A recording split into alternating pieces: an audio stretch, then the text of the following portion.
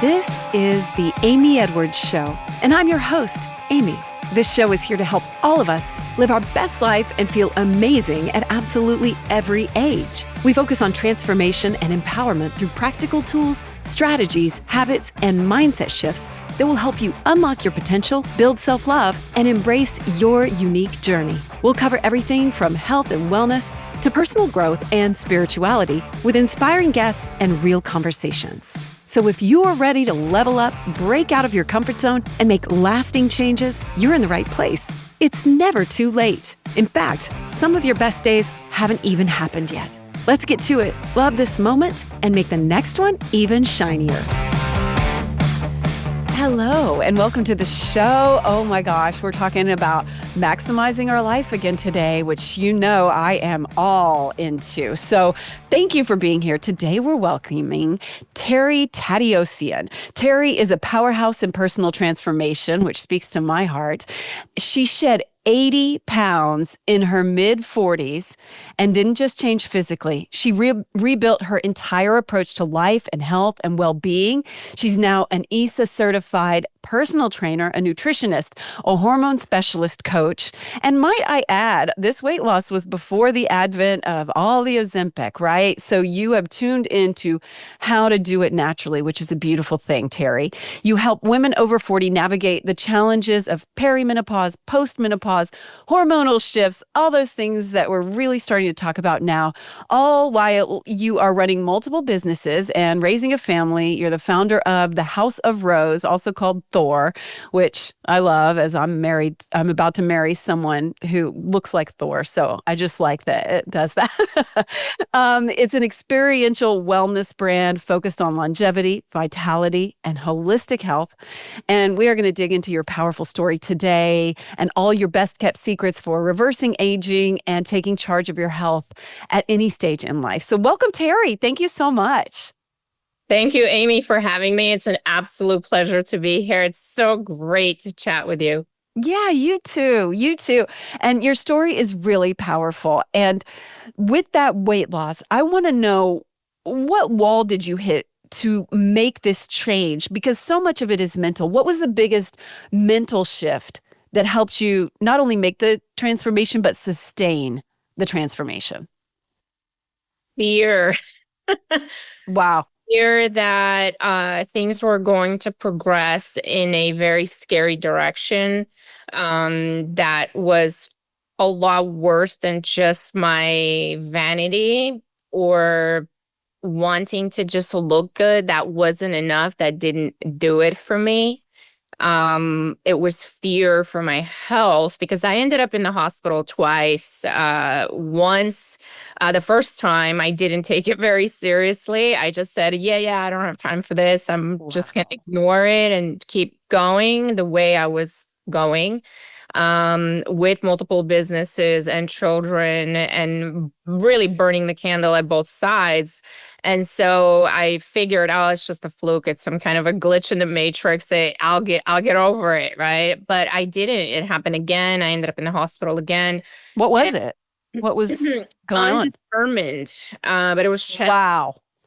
That's very scary. They could not figure out. I think I was there about 24 hours. They ran all the tests that they could think of. They sent me to a cardiologist.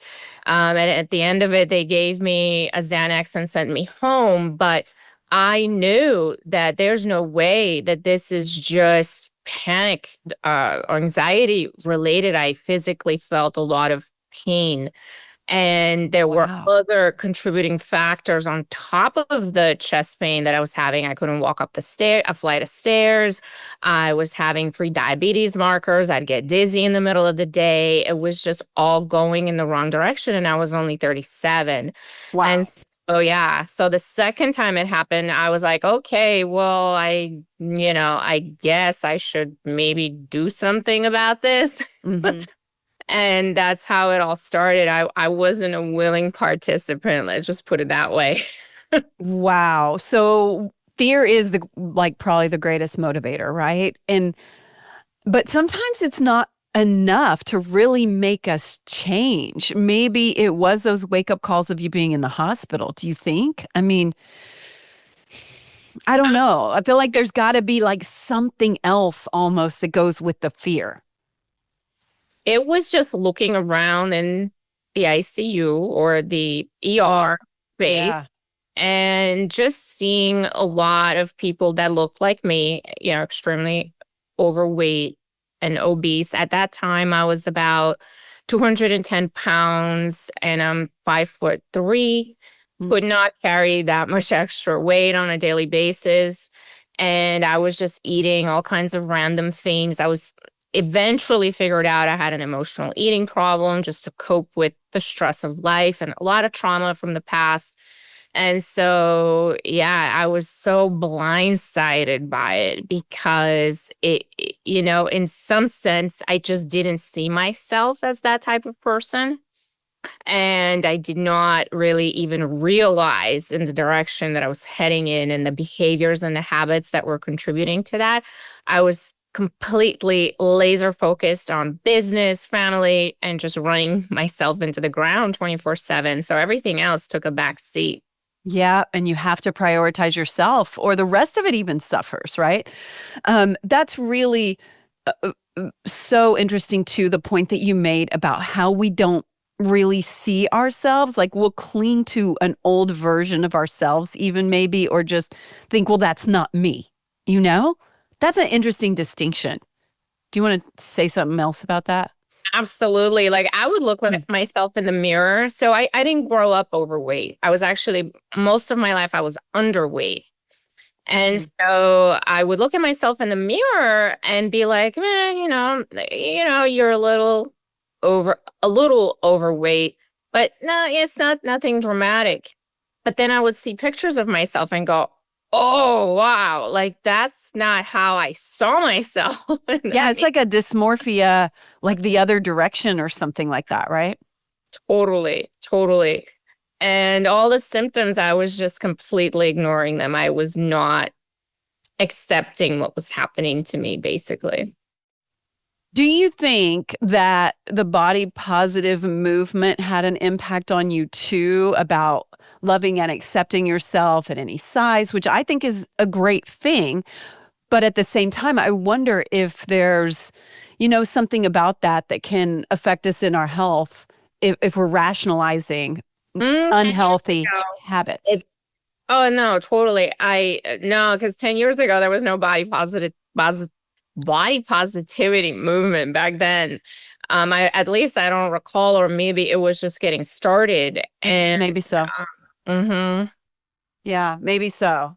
All right. So let's talk about, how you started to make your changes and how maybe your age factored into that with midlife and menopause and whatever hormones might factor in.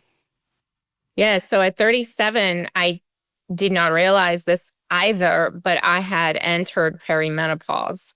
Hmm. And so while I was changing my lifestyle with training, nutrition, and really for the first time seeing my own blind spots, because at that time I decided to work with a coach who gives you a different perspective. I was having a lot of perimenopausal symptoms, but in true classic fashion, I was like, yeah, yeah, whatever. This is just, I don't know what this is. I'm not dealing with it. And then eventually by 42, I'm completely menopausal. I'm 48 now. And so it all happened all at the same time. I was uneducated and there was not a lot of literature out there Mm. to discuss case studies where you enter menopause at 37, which is very early according to all the experts. And so I went through that whole experience. It was like the fast and furious menopause Wow. journey without knowing what was happening. And I'm so grateful. I am so grateful that I changed my lifestyle in that period of time because everything that I did now looking back, those are the habits and the lifestyle that you need in order to have a bit of an, I'm not going to say easy, but a bit of an easier time during that transition. Paying attention to your muscle mass, paying attention to your body fat composition, paying attention to the nutrition, how much protein you're eating, what your sleep looks like, hydration, all of that, they're contributing factors to easing symptoms of peri and postmenopause. Oh, yeah, for sure. And we're starting to talk more about it now. And I guess, perimenopausal. I'm in my early 50s, but I'm not there yet. And I feel like I wasn't actualizing all these things that we talk about that I knew I needed to do. And I wasn't really honing in on them, including my taking stock of my own levels, right? And getting my baseline all the time to figure out where I am hormonally and stuff. Did you start doing the blood work and GI testing and all these things as well? I haven't done GI testing, but as far as hormone levels, it's so difficult to establish a baseline in the first place, even if I had done so in the past, because they fluctuate so much throughout the day. Your hormones fluctuate throughout the week, throughout the month. And so establishing a baseline, I would have had to start probably 20 years ago and see what the trend looked like in total to really understand where I should be. At a best case scenario, it's really guesswork and seeing how you feel as opposed to in the past, and compare that to the current moment and figuring it out that way, kind of like blind feeling in a dark room, figuring what things look like. And that's generally the process, but most people don't want to hear that. I mean, it's kind of like shit. So you recommend maybe really tapping into how you feel. Do you keep a journal around that? Or like, I mean, how do you really track that? Because I do try to pay attention to that myself, but I'm wondering what you recommend. I don't journal. So you just sort of go like, okay, this is how I feel today, or do you have a system for, kind of tracking this, or like, what do you recommend as far as that then? So the way that I track how I feel is based on whether I'm progressing in strength. Okay. Right. So that's where I normally keep a log of what do my compound lifts look like. Am I All getting right. stronger over time? Am I building muscle? Mm. Right. Because a lot of the literature out there says that if you're menopausal, it's going to be very difficult to build muscle tissue, which is completely inaccurate as far as I have seen with my own personal private clients who are whose age ranges are all over the place, 30s, 40s, 50s, and 60s. Wow. Every single woman has been able to build muscle mass and strength with an intelligent strategic program design that incorporates progressive overload. Now, if you're doing just random exercises every month and changing things up constantly, or doing social media workouts that you saw some influencer post online and you're switching things up all the time, that's not going to give you a good progression where you can see, okay, well, 2 years ago, I was doing XYZ on this particular lift, and today I have doubled that, for example. And so I can see that I am getting stronger. I feel better. In general, I have more energy. I can eat a lot more food than I used to be able to. My body can handle the energy and the fuel that I'm putting in. And so, is it natural to decline with age? Absolutely, but does it have to be such a drastic thing where you can't get out of bed, you can't go up the stairs, you can't play with your kids, you have no energy by 4 p.m.? I don't think so. Harry, I really like this gauge. I really, really like it. It's about your muscles. So explain progressive overload. And then, no, I love this. Because, like, that's so realistic and manageable. Like, it doesn't, I like things that don't require, like a bunch of, shit you have to remember or something, or confuse. Like, I will say my blood work and all that, I have been doing it and I have enjoyed, learning more. But at the same time, it's really confusing. And different people that do it are going to have a different range that they consider healthy, quote unquote. And so for someone my age, blah, blah, blah, right? But this is so accessible. So let's talk about progressive overload. So muscle's the key, basically.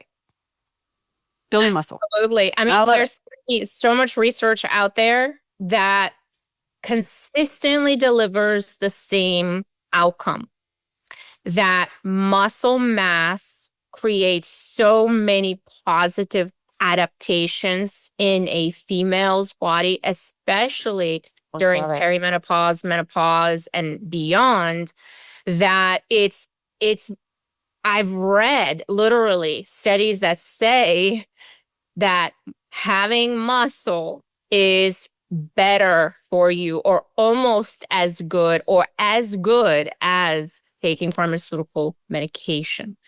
And it creates that type of environment in your body where it heals you from a lot of conditions, right? So what is progressive overload? Now, the way that I would describe it is assuming you have an intelligent program, that you're following an intelligent weight training, resistance training program. Now, another thing I want to clarify. When we say exercise can mean a lot of things, right? So when people say, oh, I exercise regularly, so what does that mean? Do you do Pilates? Do you do yoga? Do you walk? Do you run? Do you swim? Do you what is it or do you do resistance training, right? So in this conversation, the way that I'm framing it, this is specifically for resistance training. When you are doing or participating, or you have a coach that has given you an intelligent, strategic resistance training program, it should incorporate the 3 or 4 main compound lifts. Now, a compound lift is something that utilizes your entire body to perform. So things like deadlifts, squats, hip thrusts, bench press. Those are the main 4 compound lifts that utilize full body activation. That's where you want to measure over time whether you're getting stronger. Now, these 4 lifts are also one of the best ways to get brute raw strength in your body, right? Because it's not really enough just to have big muscles. You want to actually develop strength in general in your entire body. When you have your, let's say, your deadlifts, your hip thrusts, your squats, etc., programmed into your resistance training program on a weekly basis, you can track and see, well, how have I improved in the long term? Because you have a starting weight, and then let's say 5 years later, you look back and say, oh, wow, I was squatting 20 pounds when I first started, but now I'm squatting 120 pounds. So clearly something has adapted in your body and it has changed. Oh, I love this marker. Like, that feels really like, it just feels powerful, I think, which it literally is creating more power in your body. And what's the mental payoff that you're getting there? I mean, I kind of feel like I already know, but I bet there's some brain science around it. Oh, the mental payoff and the mindset that is required to perform the same boring movements for years is extraordinary, right? Because a lot of people think that they can do random workouts with no goal in mind and achieve the same result because they get bored, right? Mm-hmm. Their negative self-talk comes in, they self-sabotage, they don't necessarily pay attention to their nutrition while they're lifting weights. And so the mindset that is required to stay consistent for an extended period of time, and I'm talking years. I know. No, it is. It's a lifestyle. You have to adopt the lifestyle, like totally.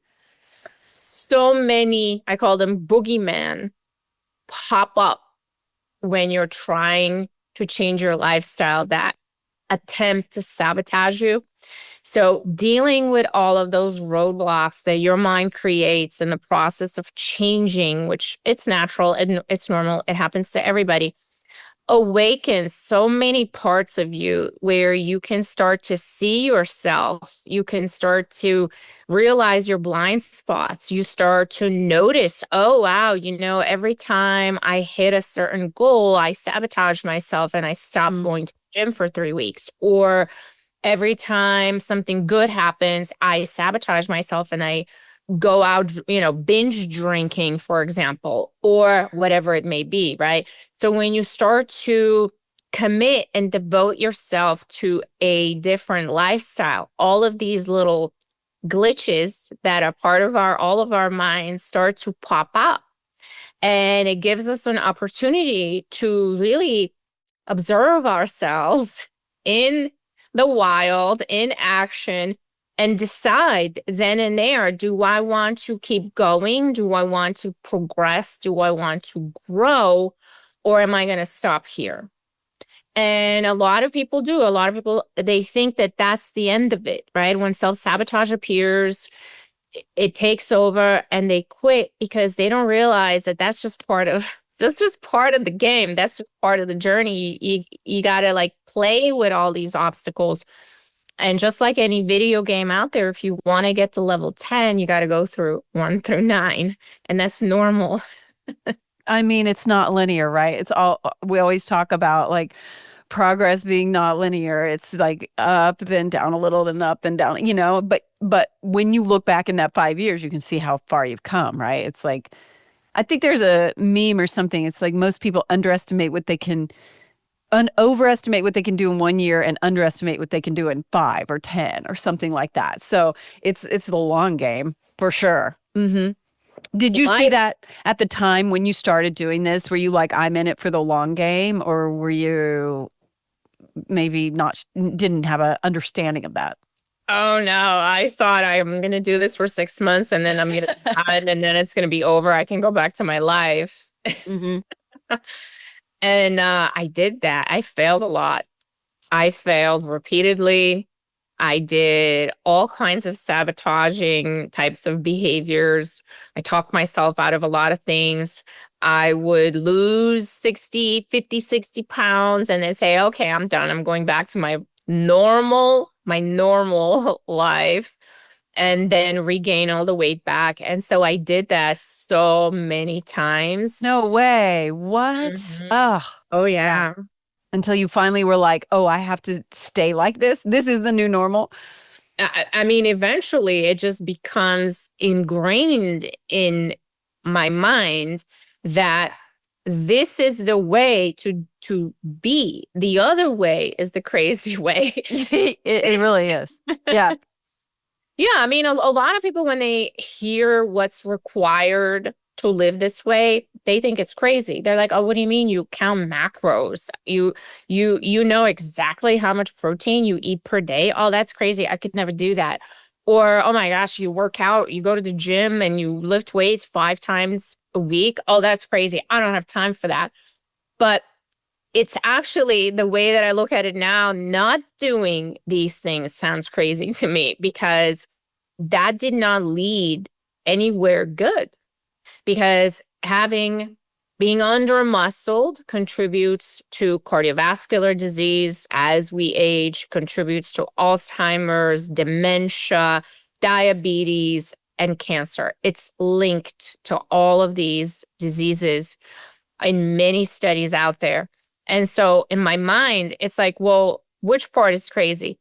Working towards having a great, long, happy lifespan or dealing with these diseases as I age? Do you have some balance in there too? Like if you're traveling or, different things, like how balanced are you as far as like flex? I would say 80-20 currently. Yeah. Also depends on the phase that I'm in. So, for example, if I'm going into a cut or into a caloric deficit, it's a lot stricter. But for example, while I'm home and I'm not traveling, I'm hitting all my points. There's no excuse, right? Yeah. No reason why I can't dedicate 1 hour of the day, 5 times a week to go to the gym and do my workout and do my cardio and get my steps in and eat 5 properly nutritious meals. There's no excuse.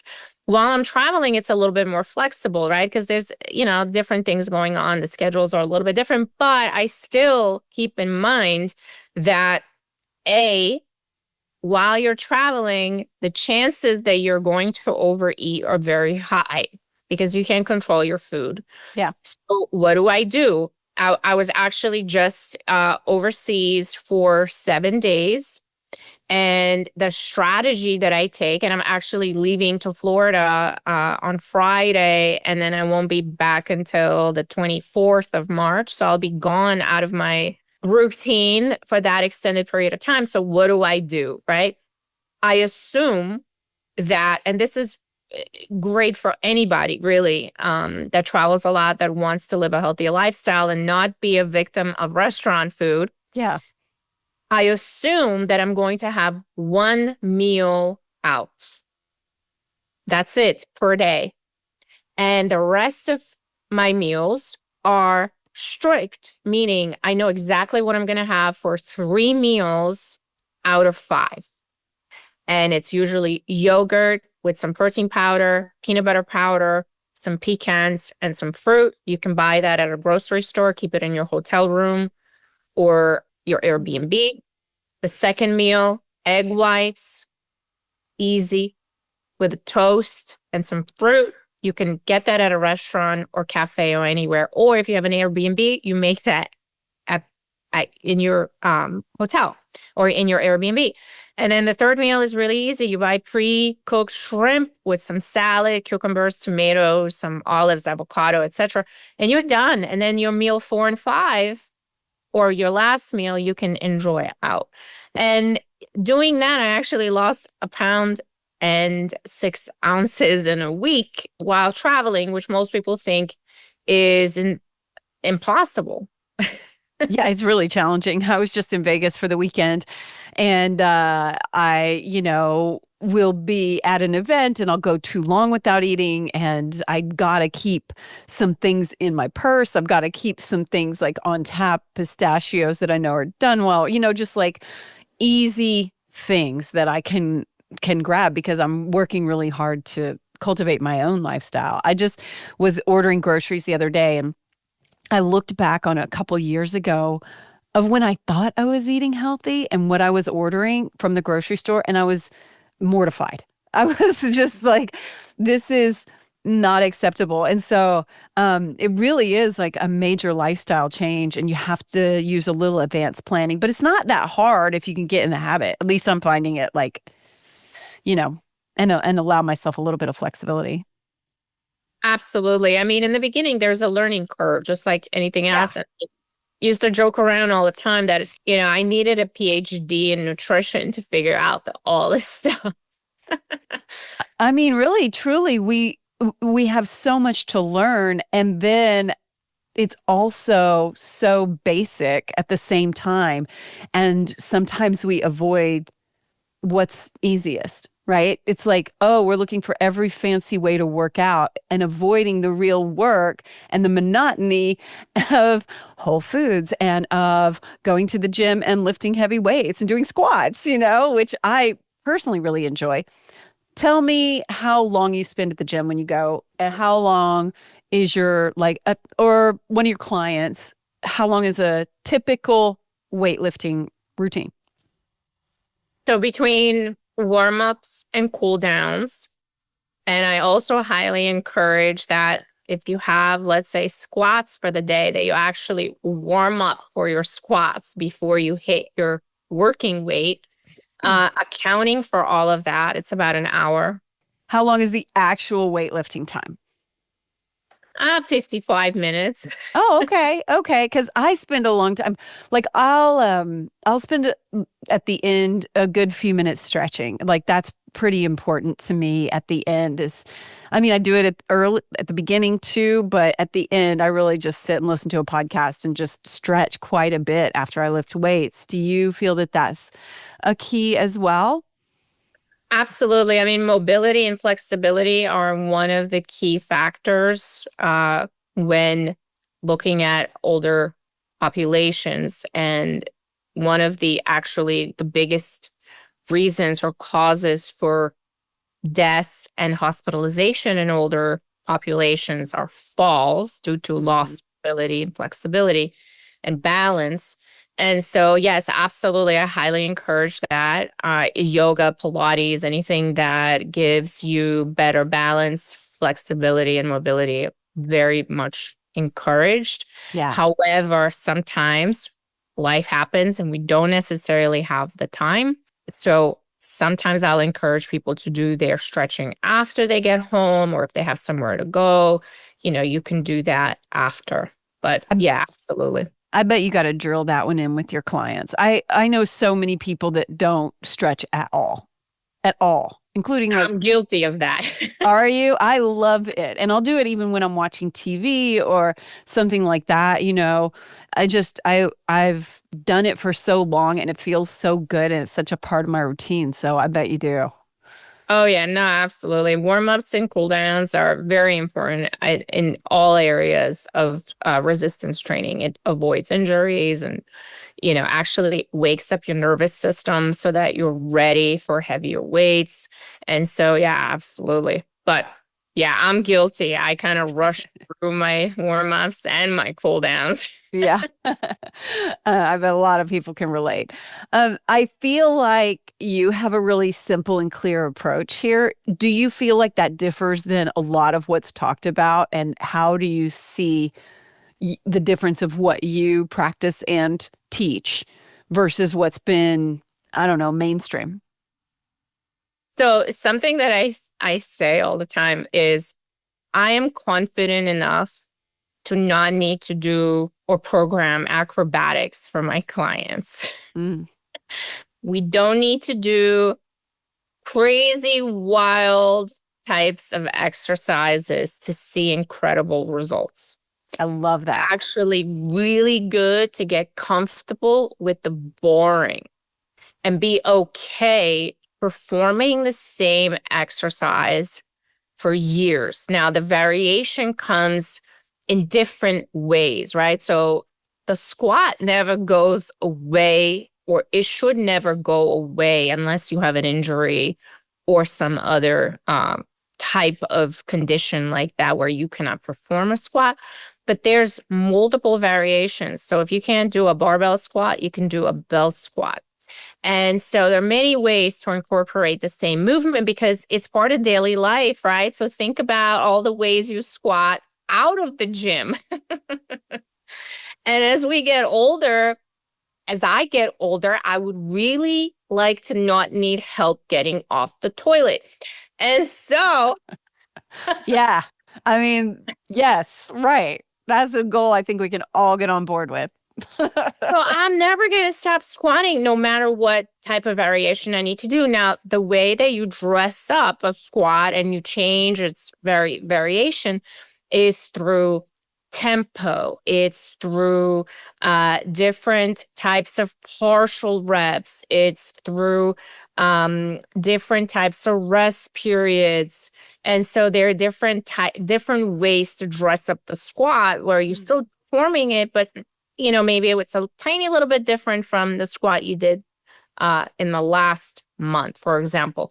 But a lot of people, what they end up doing is they just throw the whole program out the window and they have a completely different set of exercises that do not allow for progressive overload. It does not allow for any type of benchmarking or seeing progression at all. And it's just random. And that's what I'm seeing on social media constantly, just these random exercises that make no sense. And I'm like, but why? Why are we doing that? That's good. That's a good question to ask. Tell me how you deal with soreness too, just because I'm curious for myself. Sometimes I really will lift heavy and then I am kind of debilitatingly sore. And sometimes that'll knock me out of my rhythm. One of the main reasons that people get debilitatingly sore Yeah. is when they skip too many days Mm, or they go to the gym inconsistently. When you go to the gym on a regular basis, there really should be minimal soreness once you get through the hump of the okay. initial month or two, right? And then if you stay consistent, there should be minimal soreness. It should not be debilitating. Now, depending I'm not as consistent as I should be. So that's a good like wake up call for me. Now, another way to look at it is your RPE, which is your rate of perceived exertion, right? So you want to operate at an RPE 8. What that means is if I told you, do 10 reps of a barbell squat, and, you're going to say, well, how much should I lift? Well, I can't tell you how much to lift. You have to decide, can you do not 10, but can you do 12 reps with your weight selection? If somebody said, let's say you get to 10 and somebody said to you, well, I'll give you $1 million if you could do 2 more. Can you do 2 more? Not more, not less. So if you can do another 10 with the weight selection, it's too low. If you can't even get to 8 reps with the weight selection, that's too high. So you just kind of have to play around with how much you're choosing to lift and figure out where your RPE 8 basically is at. That's great advice. I like having that little mental cue to increase my weight. Thank you. So, one of the things I loved about you as I was looking into all you do is that you call I think your podcast and your Instagram is called How Good Can It Get? I love that so much because I believe that, some of our best days haven't even happened yet. So you keep progressing, believing that. What does that phrase mean to you? Why did you choose it? And how do you recommend applying it all to our lives? The reason why I made that my motto is because every time I failed, and I failed a lot, the reason was it was good enough. That was good enough for me, right? So I would, let's say, be consistent for 4 or 5 months, lose a few pounds. Nowhere near my goal, nowhere near how good I could get, nowhere near how much more I can lift in a deadlift or whatever. It was good enough. Move on, good enough, nothing to see here. Go back to your normal existence, normal quotes. And so one day I decided, I said, well, what if I ran this experiment? What if I didn't stop? What if I wanted to see how far can I go? What if I decided to see how good can it get for me? Like, what else can I do here, right? And that carried me forward where I wouldn't stop when I thought it was good enough. Because I wanted to see how good can it get. I love that so much. And I love that you use the word experiment. I love all the stuff that we adopt, right? I love treating it just as an experiment. Like let's just see how you feel, see how it works. Oh, drink a, gallon of water a day or whatever it is that you want to adopt. Like just treat it as an experiment and then assess your results kind of thing, kind of like a science experiment. Yes. I love that so much. Yeah, that feels really good. Let's talk a little bit about aging and the payoff that you see for like the anti-aging of whatever as we get older. You're approaching 50, so I feel you, right? Frankly, this is a conversation I have all the time where people say, "Oh, don't you wish you were 20 again?" I'm like, no. Hell no. No. No way. Like that is a hard no. Okay. And people don't believe me, but I feel really good.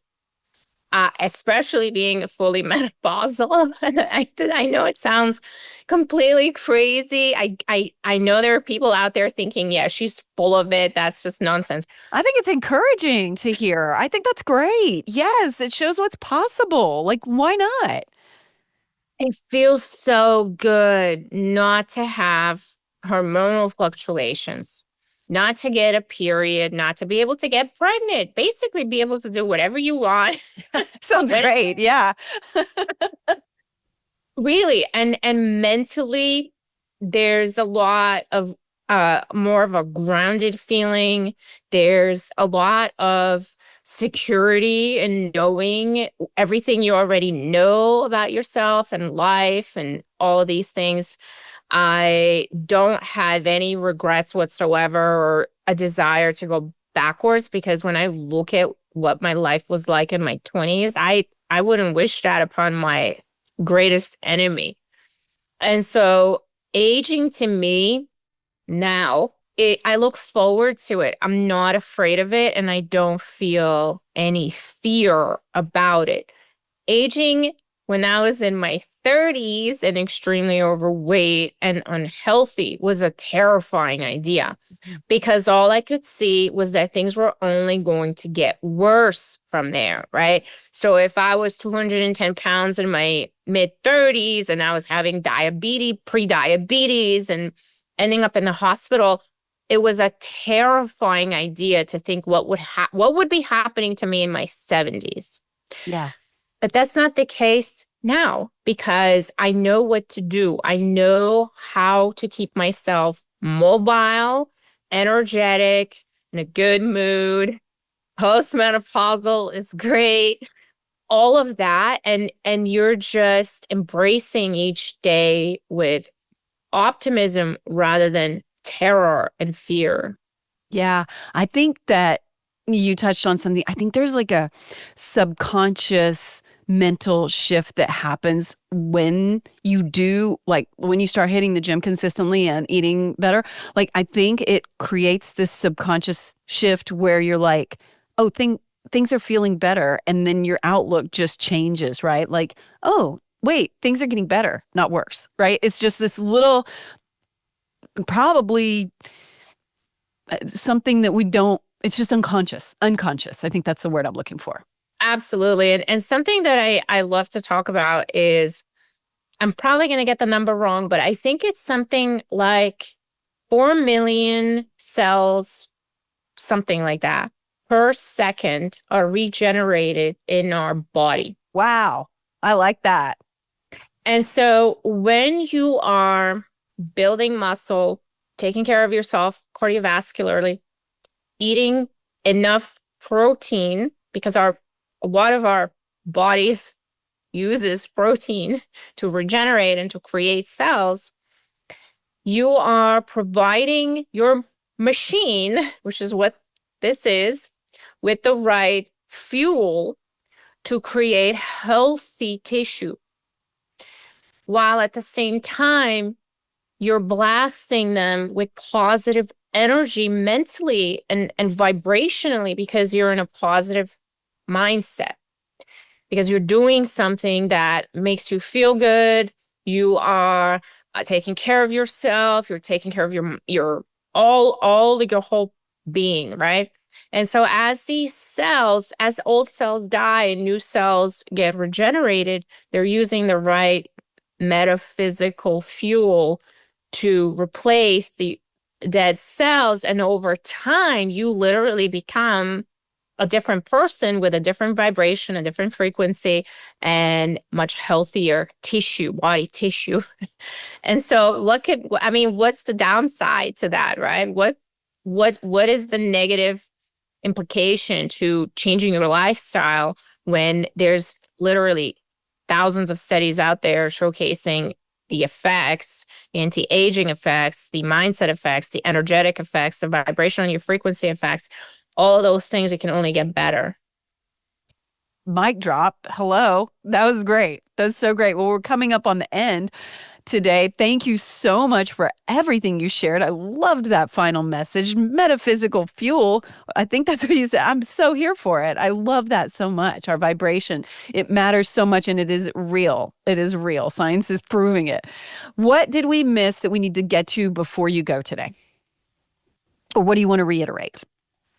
If anybody's out there that's listening that is thinking about changing their lifestyle and is feeling like it might be too difficult, expect it to be difficult, because, depending on your current age, you have lived a certain way for a long time, right? So let's say, like me, you're 48.